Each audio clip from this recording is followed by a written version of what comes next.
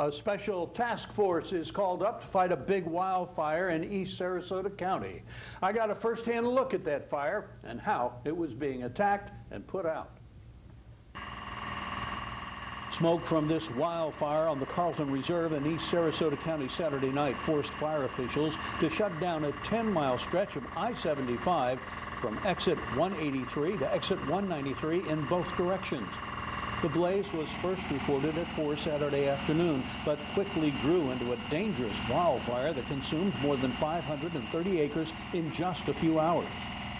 Fire commanders activated a special strike team that brought in brush trucks from Englewood, Northport, Venice, and Sarasota, and 2 plows from the Division of Forestry to stop the fast-moving fire. It's not the first time fire has threatened the area. Years ago, we had a fire out here, and it actually came within a half a mile of our homes out here, so it was pretty. How does this make you feel? A little on edge, but thank God we have firefighters that are out there containing it, and they do a really good job, so I put my trust in them. The fire was fanned by strong winds and fueled by extremely dry underbrush. The wind is definitely moving the fire rapidly. We've done some airdrops. We've done a lot of airdrops. We have Division of Forestry out here doing brake lines with their dozers. And then we have a strike team of brush trucks along Border Road, keeping them from jumping the road and going east. Firefighters had to go into the fire to cut it off and put it out with dozers and brush trucks. Fairly flat. If we can get some water on it, we can get these firebrands out and stop the flames moving. Okay. So you need to get a brush truck in here behind you? Yes, sir. You can follow me in. Help these guys right here. I'll take care of it. All right, thanks, sir. All right. The wind was still strong and blowing hot embers at 10 Saturday night as the blaze was only contained at 40%. We're about 3 miles from the main road in the Carlton Reserve, and what you're seeing here behind me is where the fire seat is. You have to get out here to appreciate just how dangerous this is for the men and women who are working this fire scene. Some firefighters use special self-contained breathing apparatus to avoid inhaling the acrid smoke. Crews were expected to continue dousing the blaze throughout Saturday night and into Sunday morning. It took 60 firefighters, 6 brush trucks, and 24 support vehicles to control this fire. Despite a very little bit of rain in some parts of Florida over the past few days, the fire danger remains extremely high. Wildfire mitigation expert Patrick Mahoney of the Florida Division of Forestry warns with the buildup of fuels available for fires, the danger continues to grow. Mahoney says a weather front moving through the area will bring lower humidity and higher wind speeds, which will contribute to the fire risks this weekend. Fire danger is now so high, Friday, the Southwest Florida Water Management District suspended controlled burns and banned campfires on district lands. Extensive frost earlier this year created a lot of dead vegetation that has now dried out, leaving a heavy load of fuel for wildfires to feed on and spread.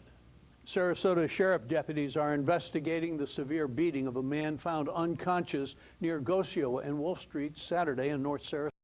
Residents tell SNN News 6 that this pond was treated sometime last week by a pesticide company that may have killed off all the fish and changed the name of the apartment complex from Heron Run to Buzzard Creek. I'm John Hill. Tonight, SNN News 6 will share some of the compelling stories of local men and women in this documentary special, Remembering the War, Saluting Our Heroes, today in Minnesota and in Wisconsin. I can tell you what those folks are doing. They're putting their chains on their snow blowers and putting gas in the snow blower, you know, getting them fired up so they can go take care of that 10 or 12 inches of snow, which is nothing up there. Nothing up there, but we don't have to deal with any Hallelujah. And Sports Director Antoine Smith is in. We're talking Gators and we're talking Seminoles. Seminoles, Gators. Who's going to do what to I whom? know, it's that time of the year. You know, it's Saturday, it's just around the corner. We'll talk a little bit more about the matchup coming up next in sports. We'll be at the Bayfront. Don't want to get rained out. Well, that is all the time we have for now, but the news continues. You're watching SNN News 6. We'll be back. Stay with us. The apartment complex is called Heron's Run and is located on Fruitville Road, just west of Honoré Avenue. Sunday, the pond was either dead or dying. Hundreds of fish, big and small, floated in the water or littered the shoreline. It was a feast for buzzards that descended on the pond to feast on the dead fish. Residents tell SNN News 6 that this pond was treated sometime last week by a pesticide company that may have killed off all the fish and changed the name of the apartment complex from Heron Run to Buzzard Creek. Samuel Green, a resident of Heron's Run, took pictures when he says the pond turned to a green and blue color after a pesticide treatment on either Thursday or Friday. The dead fish started turning up Saturday and the buzzards arrived on Sunday. Either Thursday or Friday, somehow they were probably putting in some type of an insecticide, and I spoke to one person that works there. It was a spot treatment or whatnot, and whoever the contractor was just went overboard. What do you feel about all this? It's terrible. Whoever put the insecticide in there probably didn't know what he was doing. It's a shame. I hate to see things dying like that. SNN News 6 tried but was unable to contact Heron Run management to find out what they plan to do about the mess. Residents say with the number of dead fish, the smell is likely to get worse if not cleaned up soon. In Sarasota, John Hill, SNN News 6. News 6 at 11.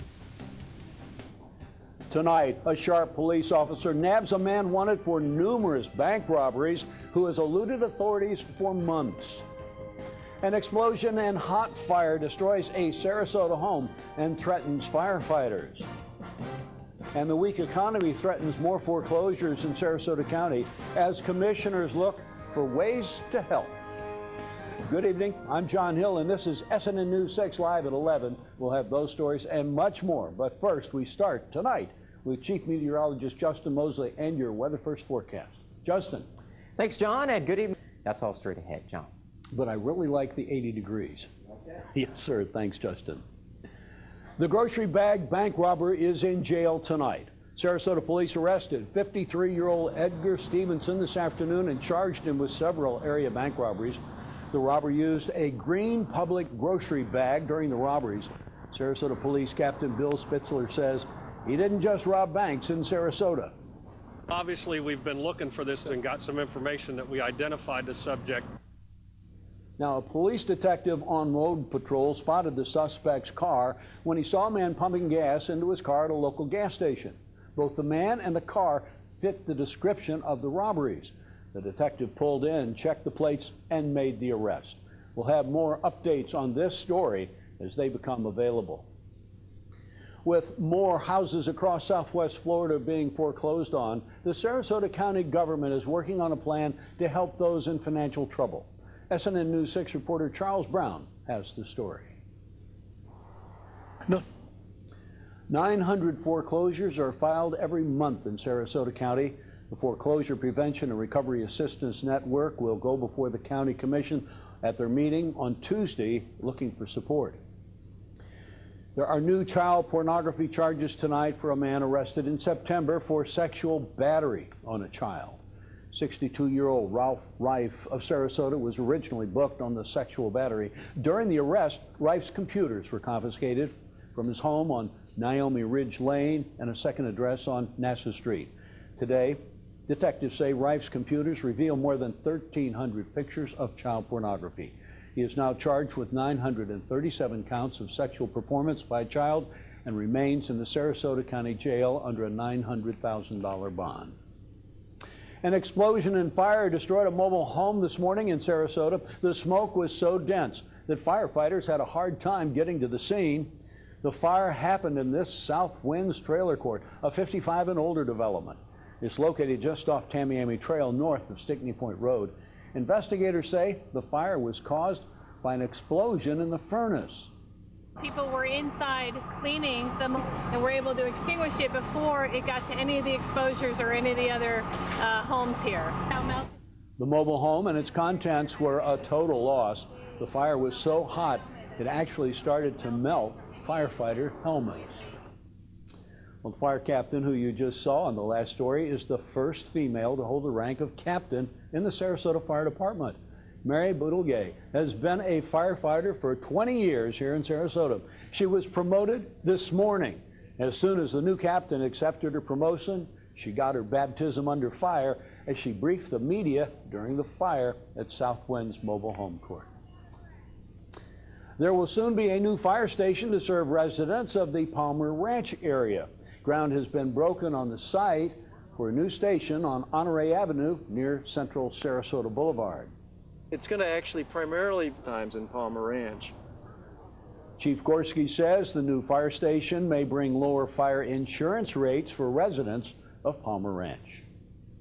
Tonight, investigators are trying to determine what caused a deadly crash of an F-18 fighter jet that went down in a San Diego neighborhood this afternoon. 3 people are now confirmed dead. The pilot ejected and is being treated in a hospital. Leanne Gregg has the latest. Work on a $75 million development on Whitaker Bayou is on hold due to a lawsuit tonight. The project is for a 285-slip boat storage facility, pool, wet docks, and gas station. 4 residents of Tahiti Park are suing the city, alleging that the city treated the yacht club and service station that are part of the project as separate businesses to help the developer comply with zoning rules. They also claim the city didn't force the developer to provide the required buffer between the yacht club and neighboring homes. A representative from the firm planning the development says the gas station land has different owners and zoning than other parts of the club. An 18-year-old is arrested for throwing an open house party and giving alcohol to juveniles. Sarasota County deputies say a noise complaint led them to a house on Morning Place at 11:30 last night. Once there, they found Brandon Sievert on the porch. Police say they found a 12 and a 14-year-old inside the house who say Sievert gave them rum to drink. Sievert told officers he owned the alcohol and gave it to the boys while they played video games. Sievert was charged with possession of alcohol by a minor and contributing to the delinquency of a minor. Coming up, Congress looks to create a car czar to watch over the big 3 automakers. And a case of road rage leads to a fatal accident on Interstate 4. We'll have those stories just ahead as SNN News 6 Live at 11 continues. A road rage incident leaves 1 man dead after a police chase in Seminole County tonight. Witnesses say it started when someone fired shots out of a sunroof along Interstate 4 and ended when the car with the alleged shooter inside crashed into a utility pole. The car split in half when it hit the pole. Authorities say a passenger in the front seat died instantly. 2 people inside the vehicle survived the crash, including the driver. The investigation led to delays along I-4 at Lake Mary Boulevard into the afternoon as deputies searched for shell casings in the median of the highway. All eyes in Detroit are on Washington tonight and the plan to save the automakers. The latest plan calls for $15 billion worth of bridge loans and a U.S.-appointed so-called car czar. But President Bush told the Hill again today he doesn't want good money going after bad. Phil LeBeau has the latest. We'll just have to stay tuned to see what they do. We are on the threshold of winter, and in northern Minnesota, winter has arrived. The snow in Duluth made for some hazardous driving conditions tonight. It was coming down heavy. Southeastern Minnesota is bracing for 10 inches of fresh snow by morning. State Highway Patrol says 6 people have died in weather-related accidents yesterday in Minnesota and in Wisconsin. I can tell you what those folks are doing. They're putting their chains on their snow blowers and putting gas in the snow blower, getting them fired up so they can go take care of that 10 or 12 inches of snow, which is nothing up there. Nothing up there, but we don't have to deal with any Hallelujah. We're going to be dealing with the heat, John, over the next couple of days. We're talking 80 degrees for tomorrow. We're going to talk about the heat in your neighborhood for our Tuesday and also take a look at rain chances that are on the increase for late week. We'll come right back. Stay with us. Fine forecast. Thanks, Justin. Hundreds of employees of Comcast Cable are doing their part to make it a happy holiday season. Each employee is collecting toys and gifts for the local organization Second Chance Last Opportunity. Well, we have over 600 employees in the local area who they work here, they live here, they care, especially at the holiday time. The toy drive is just a small piece of the good news for Second Chance Last Opportunity. Tomorrow, work will begin to repair the organization's building in Newtown, which was damaged by a car last May. Well, people who are shopping for a Salvation Army Angel, Friday is the deadline for you to turn in your gifts. Be sure to take the gifts to the place where you signed up to be a Salvation Army Angel. Workers will be busy cataloging the toys and gifts this week. We are sorting and getting here by then. About where to drop off Angel toys, you may call the number you see there, 232-3870, for more information.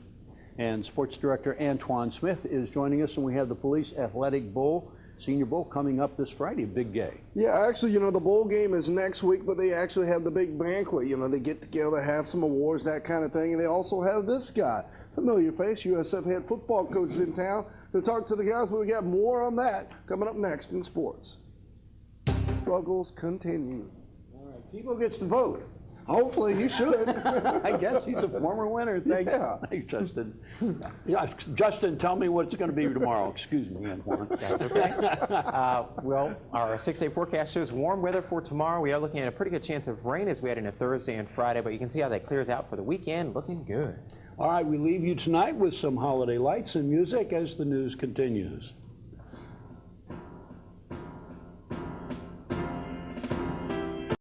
Now, here's SNN News 6 anchor and former military commander, John Hill.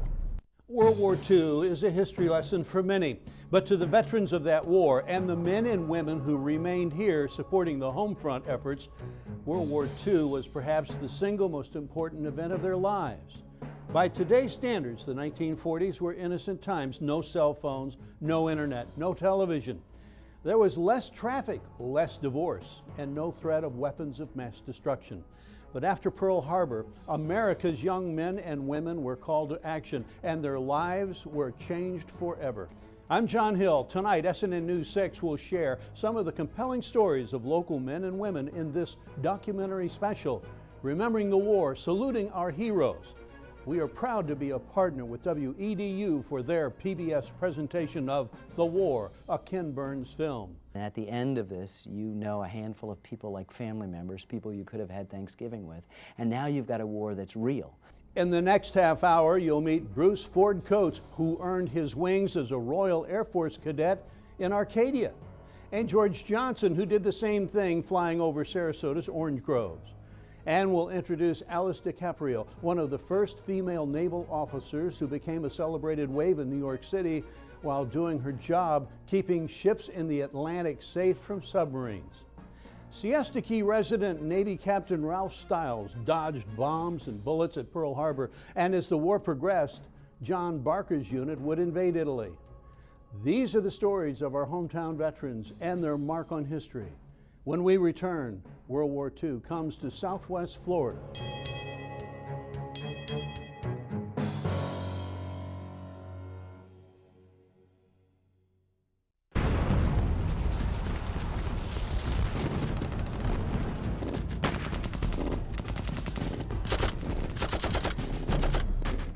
Remembering the War, Saluting Our Heroes takes us back to the summer of 1941.